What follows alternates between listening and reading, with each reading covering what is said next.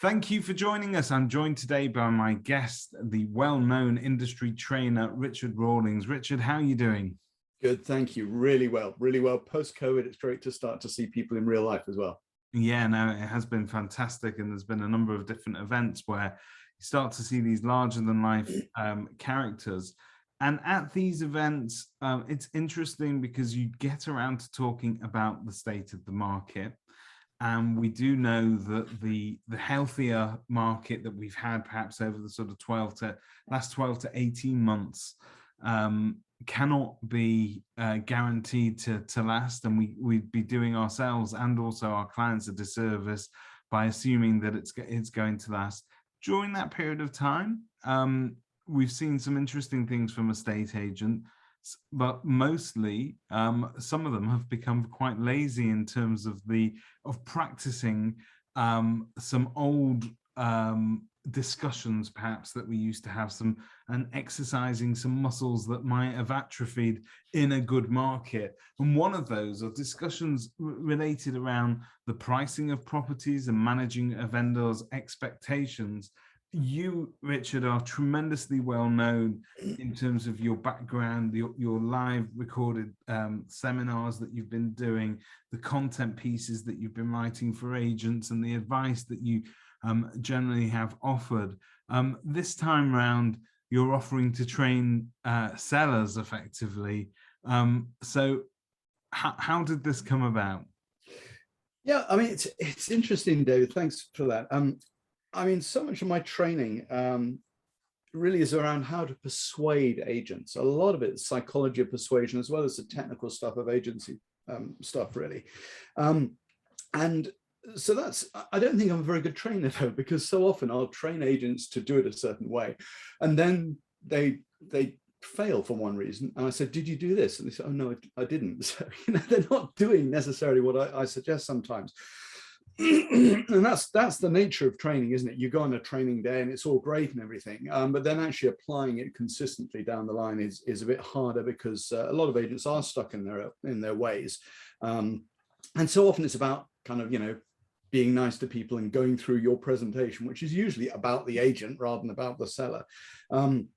So it's developed that actually moving on from training agents, which obviously still do, but actually so often those agents have said to me, oh, Richard, if only you could come with me and say that to a client, or they'll hope to say that to a client, but it's just a little bit awkward or embarrassing.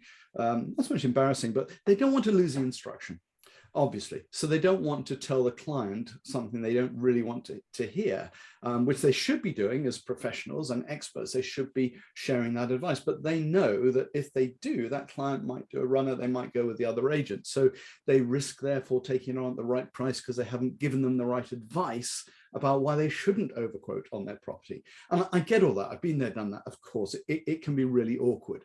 So what this does, this series of little short, sharp videos that I do now, it can effectively absolve some of that responsibility, or the accountability, not the accountability, but the responsibility for sharing some of that advice. You can get this independent third-party bloke to do it for you, to reaffirm what the agent's been trying to say, or it may be that so often you'll go on a pitch and you'll hope you've got it. You'll phone them a couple of days later and they say, oh, I'm so sorry. It was 6 of one, half dozen the other. Went to a couple of agents. We virtually had to spin a coin. Excuse me, a tail end of a cough, non-COVID. And we virtually had to spin a coin, and I'm afraid we went with the other agents. And we just don't know which little bit was the thing that caused that coin to fall in or out of favor. So what this is the hard, the incisive, hard-nosed advice that the agent should be giving, but might not want to, or might soften it down a bit. So you can take third party, arm's length approach. Look, just have a look at this video. It explains better what I was trying to explain to you earlier today, Mr. Seller. So you're giving that agent another opportunity to persuade the seller.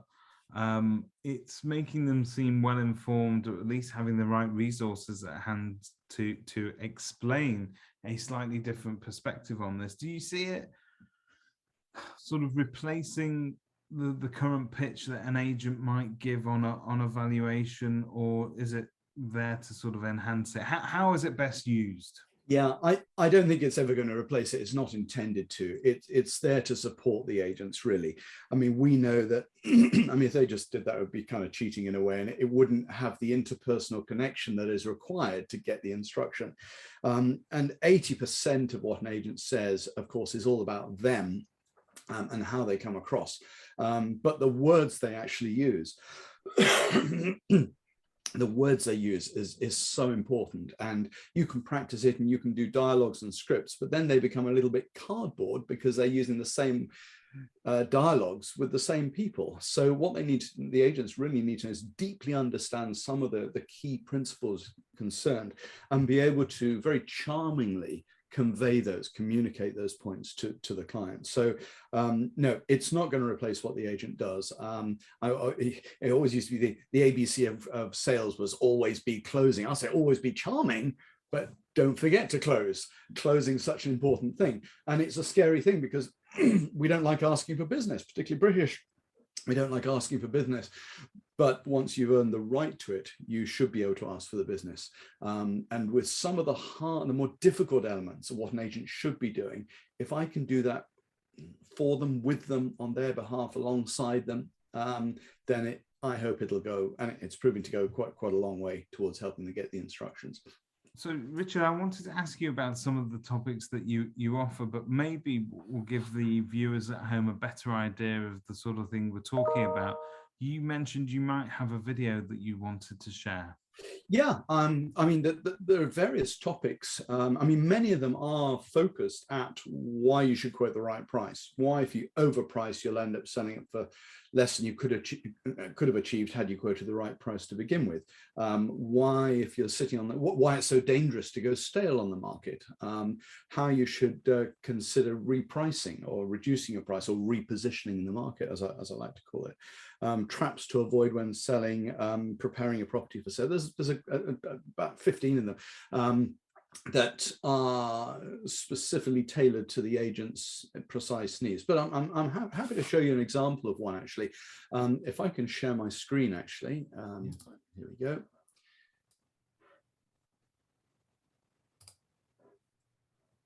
Okay, so where are we? There we go. Right, can you see that okay? Yes, yes. Let's go full screen on that. Okay, so this is, I mean, this is my my website. So if you go to rawlingsproducts.co.uk, you've got the various training things there for agents. And then on the marketing side, and this is very much, although it's a training thing, it's kind of a marketing thing, you'll find the client persuasion videos there. And here's an example of one. I'll see if I can go full screen on that. And it's just an extract from one, actually, but it'll give you a flavor of how it is.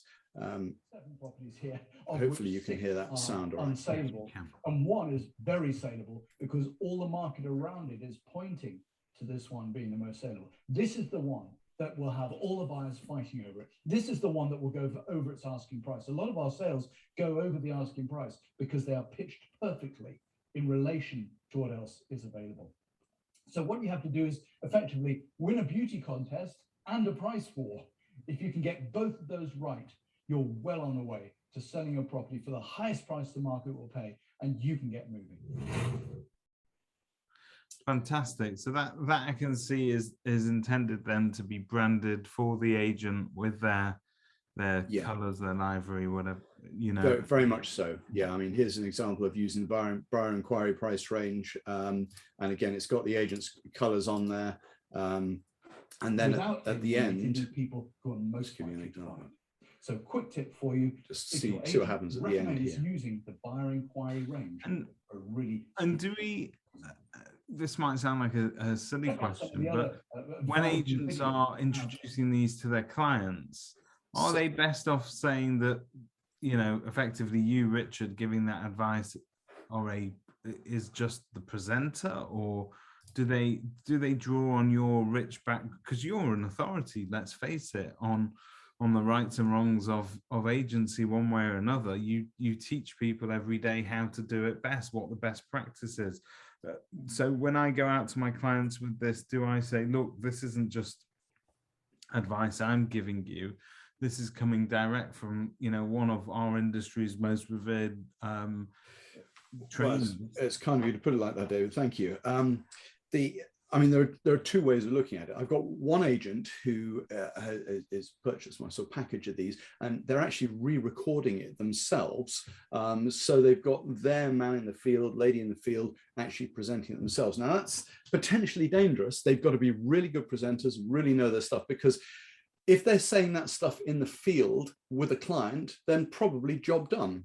If they're then going to send them a video of them saying the same thing in the same way and it didn't do the job first time, it's dangerous. Yeah. So agents are most welcome to do that, of course, and they can bring in a local angle to it. But I think from my perspective, it does look good to have a third party doing this. And I don't put on those videos that I'm an independent trainer or anything. I don't put my name on them or anything. So effectively what it could be is I'm just another of their colleagues that they haven't met yet, who is also saying the same thing that the guy who went to see them and the lister went to see. So it kind of involves me and the team, makes me part of their team in a way, and hopefully adds to the sort of credibility, because if I know what I'm talking about, that looks good. Yeah, very much, David. Well, there's nothing more we can add to that. Thank you very much for joining me today, Richard. We will catch up with you again soon. Absolutely fantastic. Thanks a lot. Keep up the good work.